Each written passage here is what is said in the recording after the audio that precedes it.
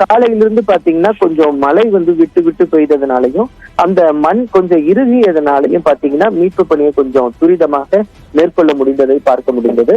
அது மட்டும் இல்லாம ஜேசிபி இயந்திரம் வருவதற்கும் வழி வகை செய்யப்பட்டதை தொடர்ந்து இந்த மீட்பு பணியானது நடைபெற்றது. தற்போது அந்த சடலங்கள் இருக்கும் பகுதியை கண்டறிந்த பிறகு மேலும் மேலும் அதில் ஜேசிபி இயந்திரங்களை கொண்டு தோண்டுவதால் அதில் உடல்கள் சிதைவதற்கான வாய்ப்புகள் இருக்கிறது.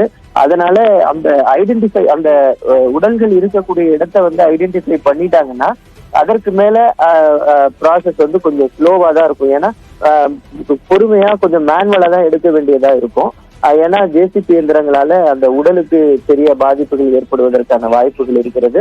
அதனால இந்த சடலங்கள் இருக்கக்கூடிய பகுதிகளை தற்போது அந்த சிறிய சிறிய அந்த கம்புகளை கொண்டும் அந்த மண்வெட்டிகளை கொண்டும் தான் அகற்றப்பட்டு தற்போது அந்த சடலங்களை கண்டறியும் பணிகளை துரிதப்படுத்திட்டு இருக்கிறாங்க. மாவட்ட ஆட்சியர் மற்றும் காவல்துறை அதிகாரிகள் மற்றும் பொதுப்பணித்துறை அமைச்சர் உள்ளிட்டோர்லாம் இந்த பகுதிக்கு தற்போது வந்திருக்கிறாங்க.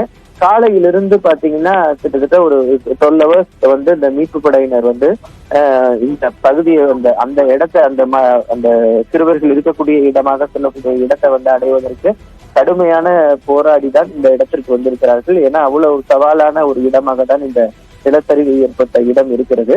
அந்த நிலையில் தான் தற்போது இந்த மீட்பு பணியினுடைய கடைசி பணிகள் தற்போது நடைபெற்றுக் கொண்டிருக்கின்றன. மீட்கப்பட்டவர்களுடைய அனைவரும் சடலமாக இருப்பதற்காக தான் வாய்ப்புகள் இருக்கிறது. அதனால அந்த மீட்பு பணிகள் தற்போது நடைபெற்று அவர்களுடைய உடல்கள் வரிசையாக எடுத்து செல்வதற்காகவும் அவர்களுடைய உடல்களை அடையாளம் காணுவதற்கான பணிகளையும் தற்போது அதிகாரிகள் துரிதப்படுத்தியிருக்கிறார்கள். சரிவில் சிக்கியிருக்கக்கூடிய 7 பேரில் ஒரு குழந்தையின் உடல் சடலமாக மீட்கப்பட்டிருக்கக்கூடிய சூழலில் மற்றவர்களின் நிலை என்னவாக இருக்கும் அப்படின்ற ஒரு அச்சம் தான் தற்போது அங்க இருக்கக்கூடிய பகுதியில் மேலோங்கி இருக்கிறத பார்க்க முடியுது. வயநாடு சம்பவத்தை குறிப்பிட்டு பேசியிருந்தீங்க. வயநாடு நிலச்சரிவை தொடர்ச்சியாக கடத்திலிருந்து பதிவு செய்திருந்தீங்க. அந்த இடத்துல துணை ராணுவம் உள்ளிட்ட பல்வேறு அதிகாரிகள் உடனுக்குடனான அந்த மீட்பு பணிகளில் கலந்துட்டு இருந்தாங்க.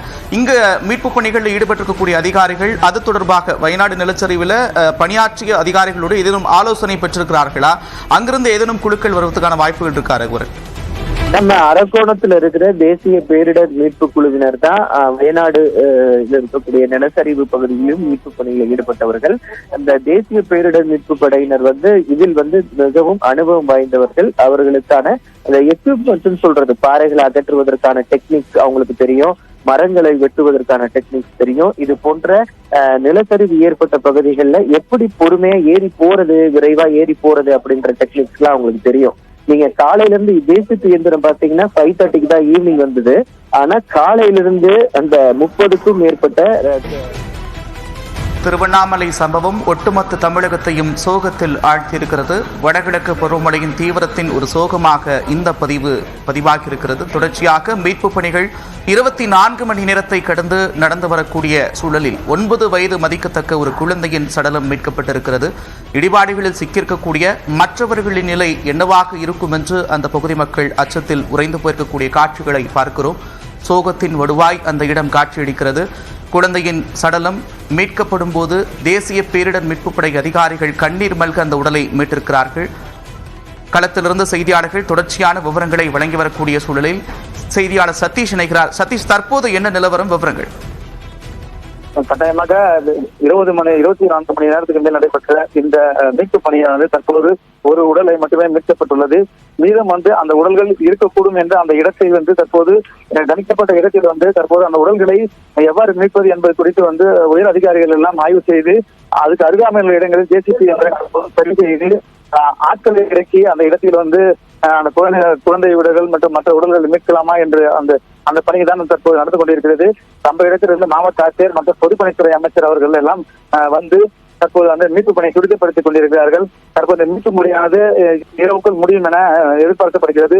மேலும் அந்த உடல்கள் இருக்கக்கூடிய இடத்தை தற்போது கண்டுபிடிக்கப்பட்டது. ஆனால் இதற்கு மேலாக அந்த இடத்திற்கு அருகாமையில் ஒரு மிகப்பெரிய பாறை ஒன்று இருந்தது. அந்த பாறையை அனைத்துமே ஜேசிபி இயந்திரங்கள் மூலம் வந்து அப்புறப்படுத்தப்பட்டு தற்போது அந்த உடல் இருக்கக்கூடிய பகுதி என ஒரு தனிக்கப்பட்ட அந்த பகுதியில் வந்து தற்போது இது வந்து மீட்பு பணியோட மிகப்பெரிய முயற்சி தான். ஏன்னா அந்த அந்த ஒரு குறிப்பிட்ட இடத்துல பிற்பகலுக்கு மேல் அந்த மீட்பு படையானது அந்த பாறைகளை உடைக்க வேண்டும் என்று முயற்சி செய்தார்கள்.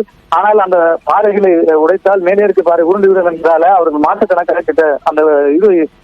சதீஷ், நீங்க தொடர்ந்து இணைப்பில் இருங்க. இது தொடர்பான விவரங்களோடு செய்தியாளர் ரகுவரன் நினைக்கிறார். ரகுவரன், தற்போது அங்கே நிலவரம் விவரங்கள்.